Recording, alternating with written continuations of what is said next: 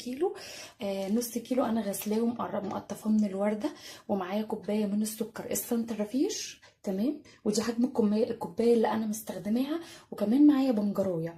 البنجر حلو جدا مع الفراوله، وبيعزز من قيمتها الغذائيه، وبيساعد على رفع الحديد بالدم. البنجر او الشمندر ليه اسمين. البنجر من الحاجات الجميله جدا المفيده جدا في حرق الدهون، وكمان بتساعد على رفع الحديد بنسبة عالية جدا في وقت قياسي جدا.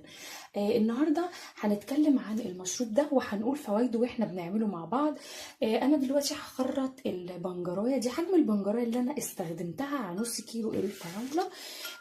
البنجر يا جماعه من الحاجات الجميله جدا اللي كله حديد، بس مش بس حديد، وفي فيتامين سي زي الفراوله، وفيتامينات، مجموعه فيتامينات ب 1 و2 و3 و6. الفراوله كمان من الحاجات الجميله جدا